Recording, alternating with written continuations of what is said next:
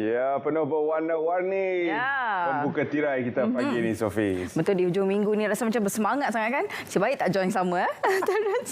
Okey, jadi di hujung minggu ini banyak sangat perkongsian menarik kami hari ini yang akan kami sajikan kepada anda semua. Semestinya daripada saya, Raja Sofie Raja Arif dan juga Saya Terence Das dan terima kasih kepada anda yang telah keluar mengundi.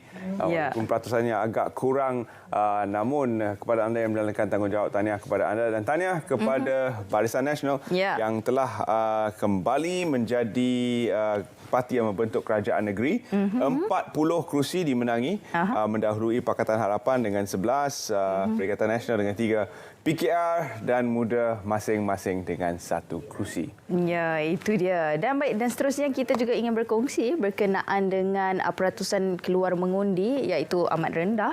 Dan kalau mengikut semalam, antara perkongsian adalah lebih kurang 50% sahaja peratusan yang keluar mengundi.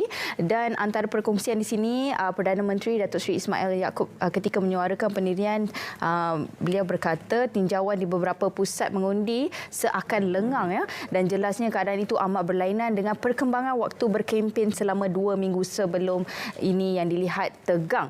Dan beliau juga telah pun pergi ke beberapa tempat, nampaknya agak lengang dan tidak seperti sebelum PRN yang tense ataupun tegang sebelum ini ya. Jadi ini menunjukkan bahawa mungkin ada yang perlu dilakukan untuk menambah keyakinan orang ramai supaya dapat keluar. Mungkin disebabkan oleh pandemik, mungkin juga disebabkan mereka telah pun mengundi sebelum ini dan rasakan bahawa belum tiba masanya untuk mereka keluar sekali lagi. Pelbagai isu sebenarnya telah dibincangkan dan kita akan juga bersama dengan tetamu kita sebentar lagi untuk bertanyakan pendapat tentang kenapa peratusan mengundi agak kurang di Johor. Walau bagaimanapun, ini mungkin satu sebabnya jumlah bilangan kes baru COVID-20 5,705 kes dan ini merupakan satu trend yang agak sekata lah untuk bulan ini. Daripada 20,000, 30,000, dia cecah 30,000 turun balik.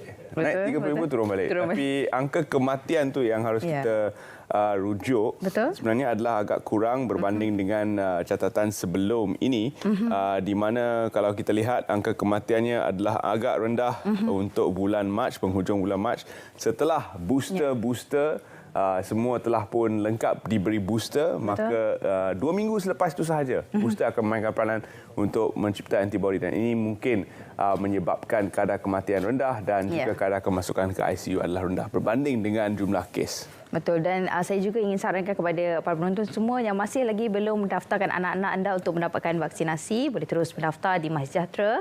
Boleh menggunakan aplikasi tersebut untuk mendaftarkan anak-anak anda, kerana kalau kita lihat peratusan berkenaan dengan kanak-kanak yang telah pun dijangkiti oleh COVID-19 adalah semakin meningkat dan antara kes yang membimbangkan adalah kerana mereka berada di tahap yang tinggi, iaitu antaranya di tahap 4 dan juga 5, iaitu jangkitan kepada kanak-kanak melebihi 200%. Dan ini antara angka yang cukup membimbangkan. Jadi sebagai ibu bapa, apa yang boleh kita lakukan untuk daftarkan anak-anak anda untuk mendapatkan vaksinasi demi melindungi anak-anak anda yang tersayang, insya-Allah.